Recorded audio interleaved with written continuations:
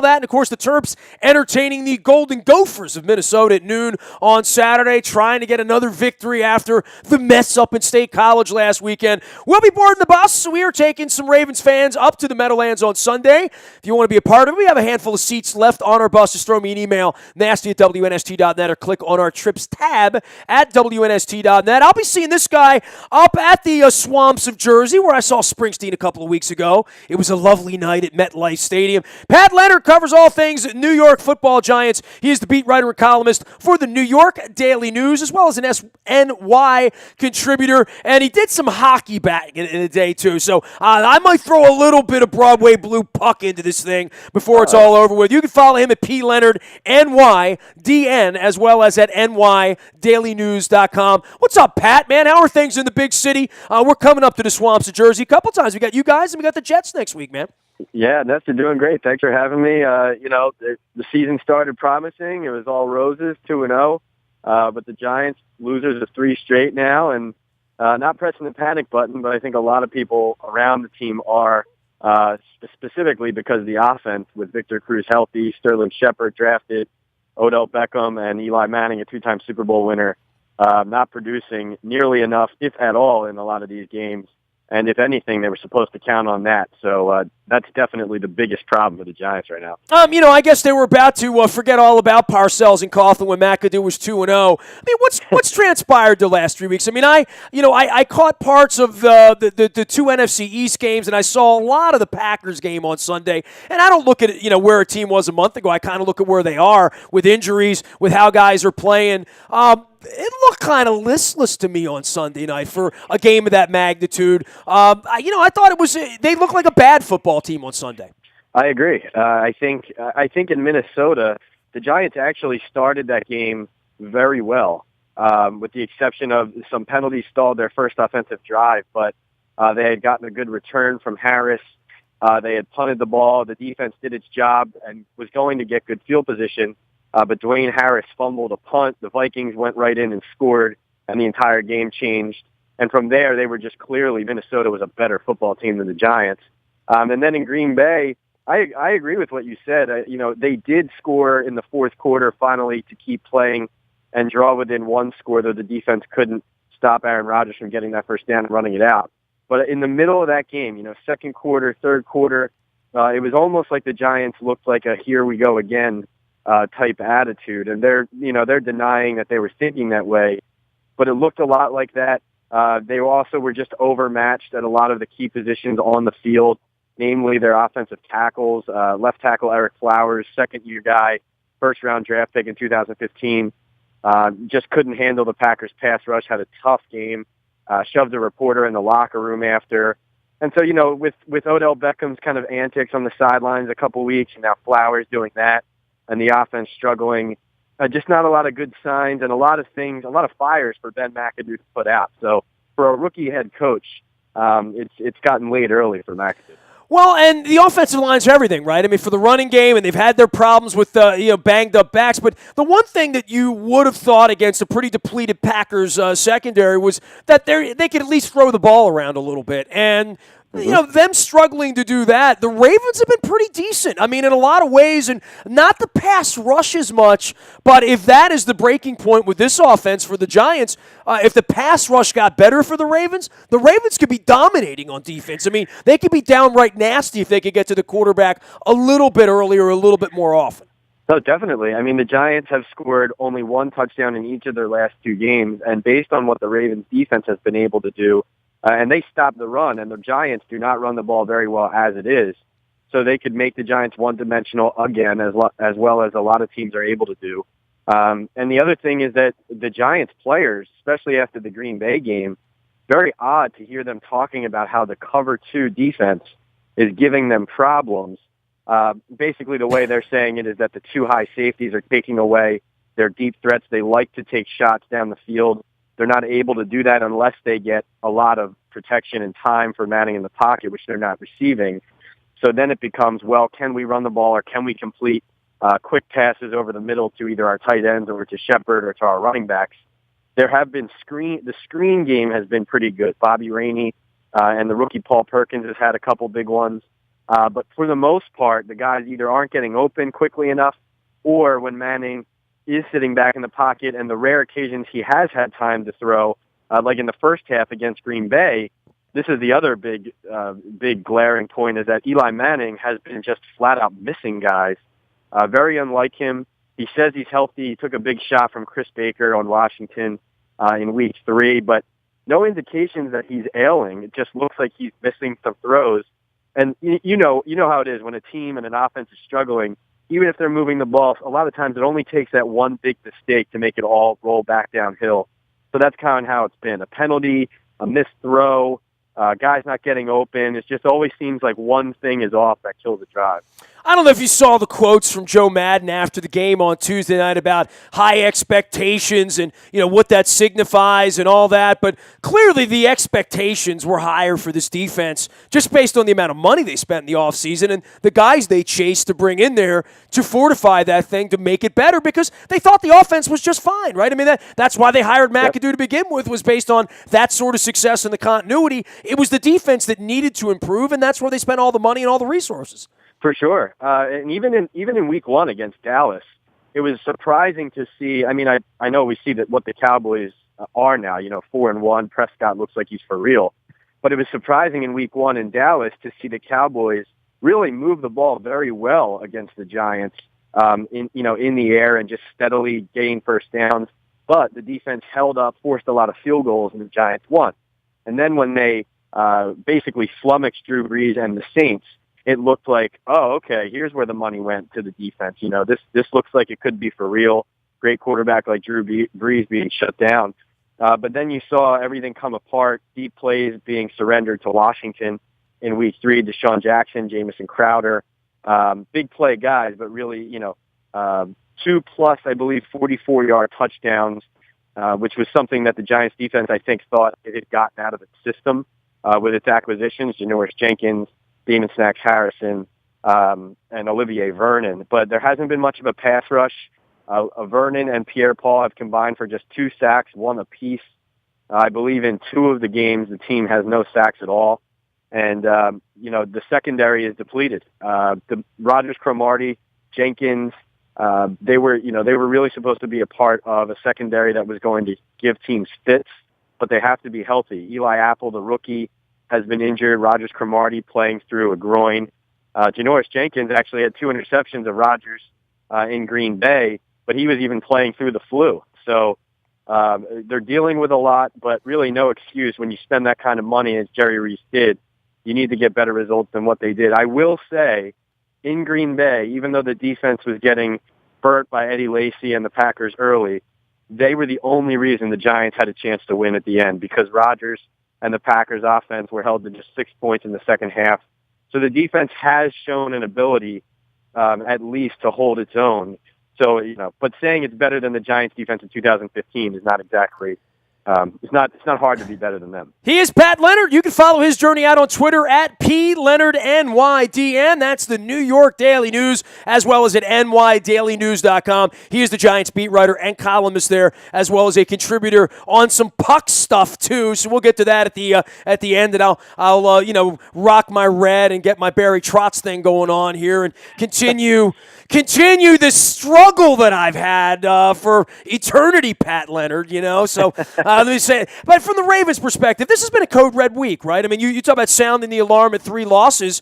Harbaugh had kind of seen enough. I mean, firing the offense coordinator in week 5, I mean, there aren't many more code red things you can do other than, benching a quarterback, firing a kicker, firing a head coach. I mean, it's pretty well up there. There's been some change around here, and the expectations are a lot higher. The Ravens haven't looked horrible from my eyes. I still think they're going to win 10 games. I think they're going to win on Sunday. I think the Ravens are trending in a better direction here with these 2 road games.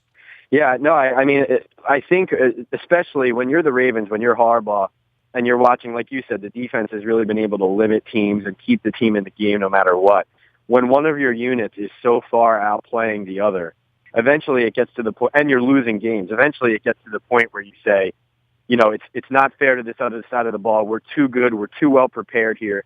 Like when you feel like your team is good enough to win games, if you can just get a little bit better on the offensive side of the ball, then you do have to make a change. It's interesting.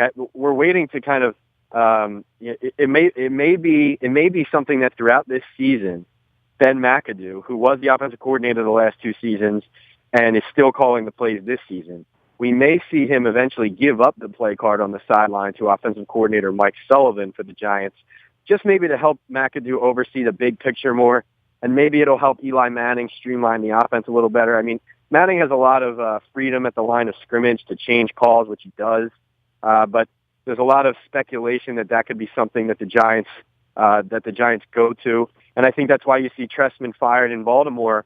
Whether it's somebody losing their job or just a switch of responsibilities, when a unit is underperforming so drastically, but you feel like you have a team that can win, you do need to make a change, especially before it gets too late. The teams like the Ravens or like the Giants now, they're in the basement of the NFC East. They're in a division with 2 rookie quarterbacks and Kirk Cousins starting in Washington. If you're a Giants player, coach, GM, exec, fan, there's no business you have being last in this division, let alone not winning it with a 2-time Super Bowl winning quarterback. So I think that's where pressing those buttons happens. Bobby Rainey's a part of this thing, and, he's a former Raven. I know you wrote about it earlier this week. He was sort of a favorite, and I've said he was like the star of every second and third preseason game. I mean, they would give him the rock 20, 25 times, and he'd run like crazy and score touchdowns, and, all in front of 23,000, of course. But, he showed lots of signs of life. I mean, I'm not shocked he's still playing in the league, and I'm not shocked that teams are still giving a guy like him a chance. I agree with you, especially like you referenced the preseason. That was one thing that stuck out to me. And in the preseason, it's hard to judge, say, an offense in the preseason, but the fact was the Giants' offense in those exhibition games was not moving the ball and was worrisome. And the thing that stuck out about Rainey was that he was the only guy on the field making big plays wearing a Giants uniform. And so I don't think there was anybody who gave him a shot to make this roster coming into camp. He actually, in the first week of camp, he dropped like a wheel route, just in a closed practice that would have been a touchdown right in his breadbasket. And it was one of those things, it's like you hate to start that way. Everybody in practice is watching you. There's nobody near you. You drop the pass. But he's also versatile. He's a return man. He's great out of the backfield. He's athletic. He's quick. He had 6 targets, 6 catches against Green Bay. He's reliable. I think what the Giants have wanted to see out of him, even when he made the team, they wanted to see him become a good contributor when he doesn't have the ball. So if it's on special teams and he's blocking well or he's just, sticking to his assignments, or as the third down back replacing Shane Vereen, who's injured, had surgery on his triceps, for Rainey just to be a good blocker in the backfield. They know that he can catch the ball, be a good weapon, but just to be reliable there. So far, he's done that and really been the Giants' most productive offensive player for a couple weeks now. Pat Leonard joining us here from the New York Daily News. We're talking all things Giants. Anything you want to say on the Flowers thing, dude? I've been a reporter 32 years. I was a newspaper guy in the 80s. I've done radio for 25 years. I've been banned by the Orioles for 11 years. But I had an incident with Rafael Palmeiro 20 years ago. I've seen a handful of incidents, but I'll be honest with you, man. You don't see players shove reporters so much. And, one of the reasons, I'll just say this, we had C.J. Mosley out on Tuesday night. We did a show with him for the Bone Marrow Registry for There Goes My Hero out at Buffalo Wild Wings and Owings Mills. And we were talking about, he made the worst play of the game, right? I mean, he fumbled the ball through the end zone that would have won the game, right? So C.J. comes out on Tuesday. C.J.'s a great guy. And the first thing he said is, man, on social media, I was getting destroyed. He said, you can't even look at that stuff. You got to laugh at it because it's so out of control that the fans take it even harder than you do. But it's not like CJ is going to be the guy shoving somebody after the game, because I think in the modern era, criticism is... Deion Sanders once said to me, my critics got critics. I find it hard to believe that in the modern era where these guys really know they're getting trashed by everybody and anybody, that whatever some reporter would say would bother them. And in the football, and baseball players are sissies, but in football, I have never seen a football player get too upset about haters. You know what I mean? Haters going to hate, right? Yeah. No, I think it reflects on, at least for me, it reflects on how young Flowers is. Like, I think he's 22, and not that it's an excuse for him to be immature, but I just think he's in a very prominent position for a guy who, in the league years ago would probably have time to develop behind the scenes rather than be throwing into one of the most important positions on the field. And, dude, you're in New York. Let's add that in. There's a lot of guys like you running around the locker room that I'll see on Sunday that I don't see when I'm in Jacksonville, right? Yeah. No, for sure. And so I do give him the benefit of the doubt there. But number one, the physical contact, that's never called for. And also for me, like I covered hockey for 5 years. I had plenty of run-ins with guys, disagreements, whatever. But to be shoved by a guy who's 6'6", 320 or 330, I mean, there's a big difference here. This is somebody who, even if they don't even try to hurt you, could really hurt you. So that was kind of where my mind went. But also, it's great that he apologized, that the Giants, I think, nipped it in the bud immediately as far as telling him it wasn't acceptable. To me, though, the biggest takeaway I had from it was the day or 2 days after it happened, when he met the media next, he was totally, he blew it off. Like instead of showing that he learned some lesson and talking about it and being mature and even just putting on a face for 5 minutes, just to placate everybody. Well, that was the Cam Newton thing, right? I mean, like after the Super Bowl, 3 days later, he was still defiant, right? Like I did the right thing. That to me, that shows the life lesson. But hey, I turned 48 on Friday, and I've only been doing this since I was 16. So I have some perspective on this that Eric Flowers just can't have, right? Exactly. No, exactly. And it's really something. It's really something that if he had learned his lesson, he would have been able to stand there and be mature about it and then let it pass. But instead, he said, I'm not talking about anything other than Baltimore. I'm talking about Baltimore, his version of, Belichick's on to Cincinnati. And not only is that obviously not appreciated and immature, but it just reflects that, at least during one of those conversations where the Giants were telling him how to conduct himself, he wasn't listening. He is Pat Leonard. He covers all things New York Football Giants. Giants going to win this game? I mean, as a Ravens fan, we're taking the bus trip up on Sunday. I still have a few seats left. Anybody wants to jump on that and go to the Meadowlands with us? We're not doing a bus trip to the Jets next week. But I have a feeling the Ravens can win both of these games. And, I'm not as far – I mean, maybe I'm more like Harbaugh thinking, well, we tweak the offense here. We'll win 2 games, go into the bye, and be smelling a lot better for Pittsburgh come November because that's what the Ravens have looking at them. They're looking at 2 relatively bad football teams in games that, if you're going to make the playoffs, you got to win these games. Yeah, you know what? I wish I could give even what I thought would be an accurate prediction. I mean, I guess my best answer would be that if the Ravens can run the ball, because the Giants for a lot of games this season, their run defense has been good with Harrison and Hankins in the middle. I mean, these guys really do get a great push. Like I said, the pass rush against the pass hasn't been great. So their run defense has been better, but against Green Bay, their linebackers were either missing tackles or getting blown out of the play entirely. Casillas was missing tackles. Kelvin Shepard, their middle linebacker, wasn't much of a factor. And even the line was losing the line of scrimmage, which Ben McAdoo said pretty clearly after watching the film after the loss. If the Ravens can run the ball the way that Lacey did for the Packers and, change field position, make the Giants offense go the full field and put some points on the board, I think the Ravens win the game. If the Giants shut down the Ravens' run game, they know what Flacco's trying to do. They know that he's got a great deep arm. I think they'll have a good game plan for that. And so I think that if the Giants can limit the Ravens' run and maybe have some short fields on a couple drives, they can win the game. But that, I know the Ravens are frustrated.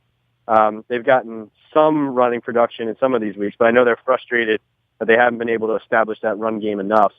So to me, that's the key to the game. All right, man. Well, we will see you up in the Meadowlands in the swamps of Jersey on Sunday for all things G-Men and Ravens, and we'll see how it goes. I'll make myself at home. I said I should get a cot and just kind of hang out somewhere in Secaucus for a week and go to the game next week. But I'll be in New York the following week. Hey, appreciate the time, Paz. Great having you on. And hey, any prediction for the Caps this year? I bet I know what your prediction is. Hey, I've thought that the Caps were going to either do it or at least be right there at the end for a few years now. I'm with you guys thinking like all that's left is for them to get it done. A couple years ago, McClellan upgraded the defense. Niskanen and the like. I think that really changed things around there.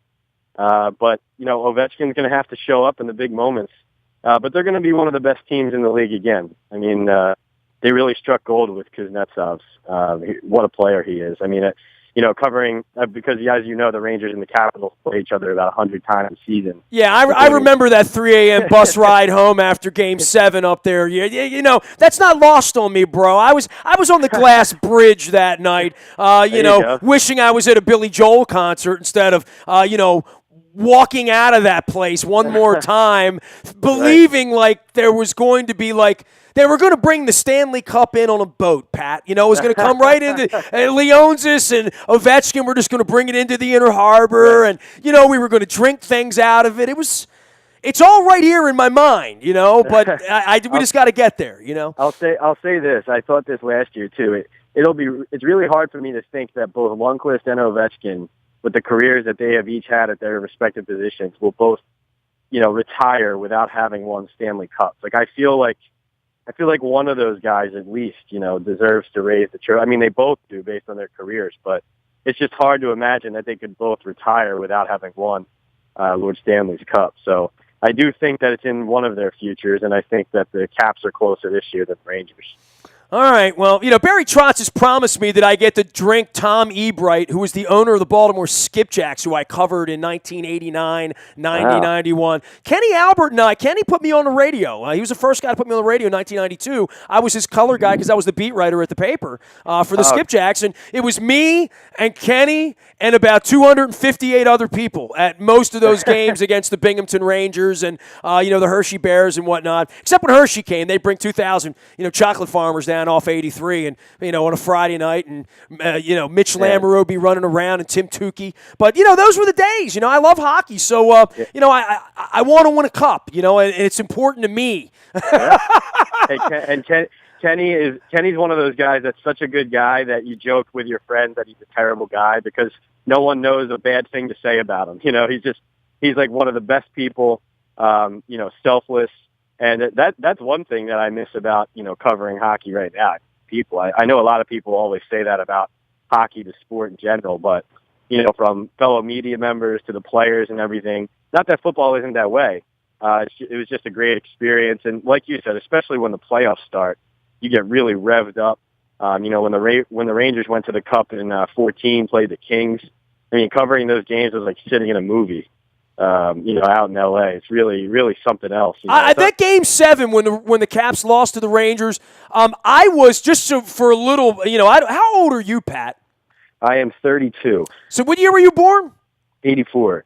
You're my son's age. Okay. So the 87 LaFontaine, 7 period, the whole deal at the Cap Center, I was at that game. So to give you some perspective, I was at that game, which was one of the great, I've been to a lot of I was there for Elway's Drive in Cleveland, but that Game 7 a year and a half ago, had that gone the Caps' favor, I would have said that was one of the great sporting events that I've attended, and I've attended 23 Super Bowls and all sorts of crazy things. But from a fan's perspective, where I'm covering the game, I'm there.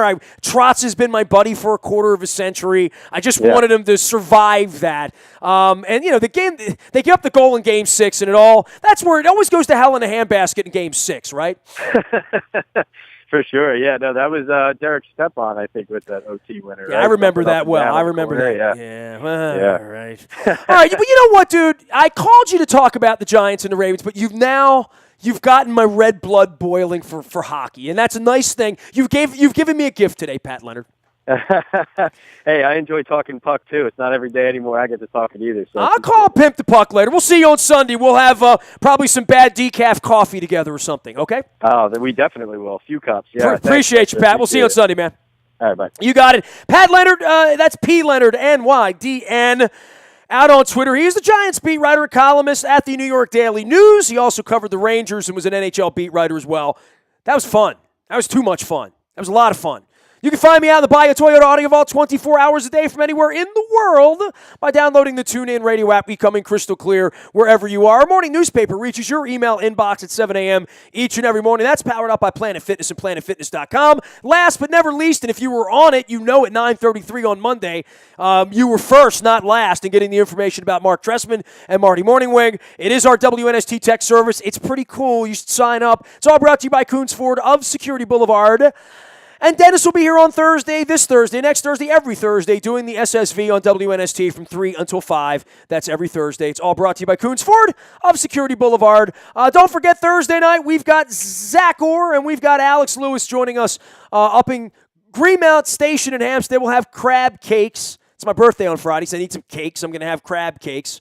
Fried, never broiled, because I'm skinny. I can eat fried if I feel like it. Greenmount Station in Hampstead will be swabbing for the Bone Marrow Registry and talking some football with football guys. And if you do want to get on the bus trip, we do have some space left on Sunday for our Giants trip to the swamps of Jersey and the Meadowlands. I'm Nestor. This is WNST.net, AM 1570, and WNST Towson, Baltimore. And we never stop talking Baltimore sports.